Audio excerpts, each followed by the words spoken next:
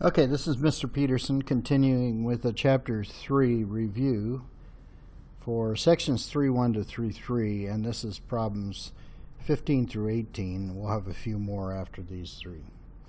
I actually only have two examples to match those problems, and the first one is an addition problem. We're going to be adding like terms. So I took the trouble of color coding these like terms, and then you want to sweep through here looking for the ones with the highest exponents to start the game off. So it looks like our highest exponents are these ones I've colored blue, and they add up to negative 5x to the fourth.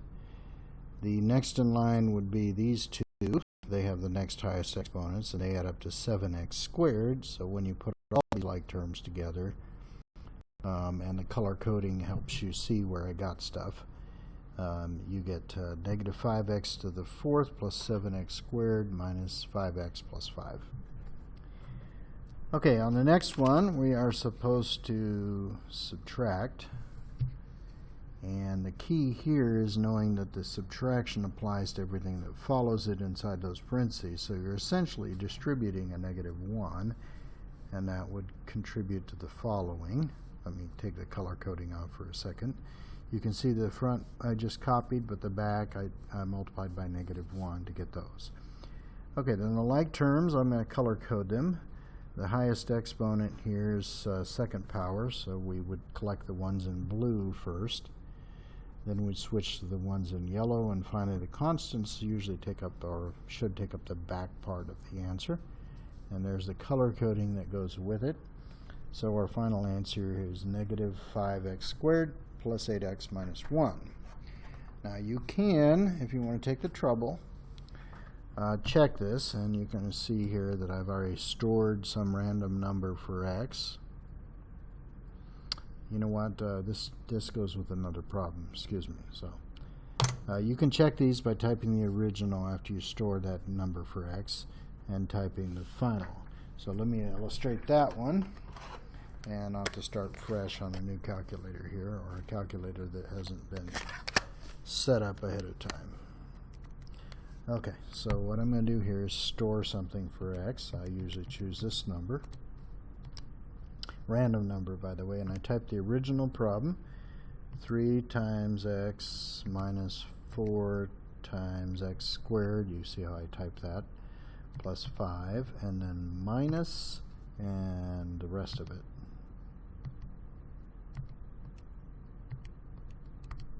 And that turns out to be, I don't know what I did wrong there. Oh, I forgot the parenthesis. Okay, so let me insert, second insert a parenthesis, and it turns out to be that. Now I'm going to see if I get the same value down here.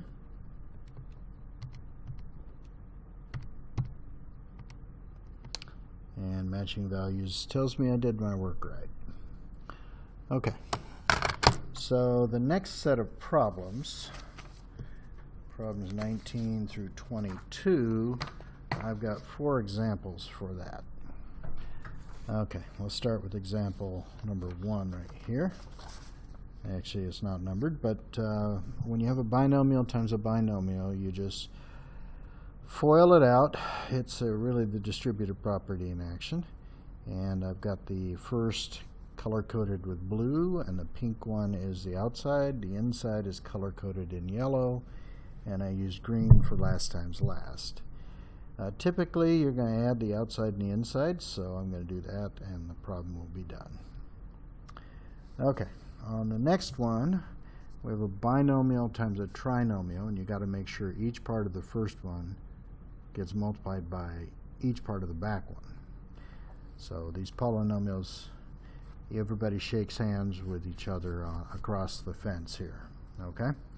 So the ones in blue I've got multiplied out, and you get 8x cubed minus 24x plus 12x. That's that 4x times all 3 of those. And then the 3 steps up and shakes hands with everybody else. So for instance, 3 times that one is that, 3 times the middle one is that, and 3 times the back one is that. And you write the like terms over each other, so all you have to do is add those like terms. Okay, now this is the one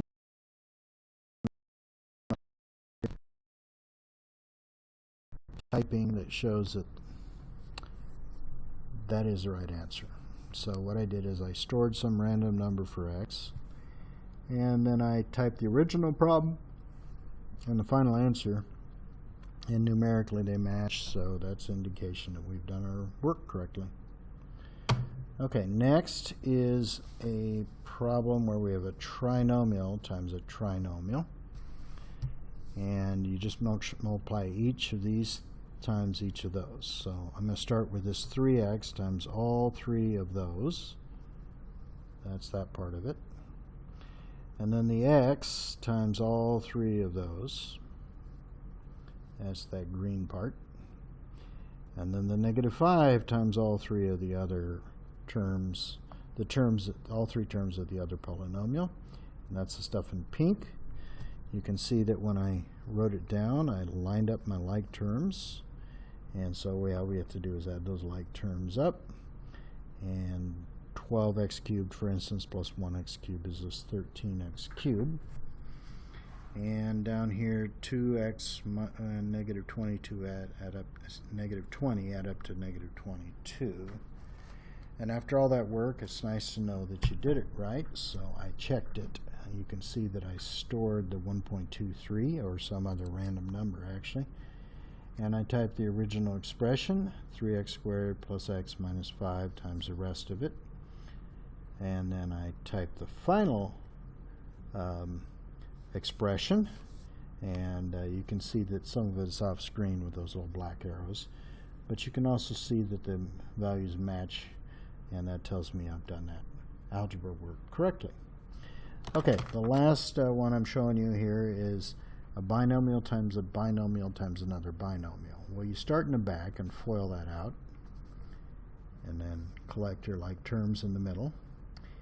And then you're basically doing the same problem you did up here, where you take each part of this times each part of that. And I'll just show you all the work there. So this line here is 3x times all three of those. And this line is 7 times all three of those. And then I collected my like terms, added them all up, and finally checked it by typing some random number for x, storing it, and then typing the original problem and the final answer, only part of it shown. And you get numerical matching values, which is a good way of knowing that you've done everything correctly. Okay, so that does it for problems, I think it's 15 through 22, and we'll pick up on the other side with some more videos for the rest of this.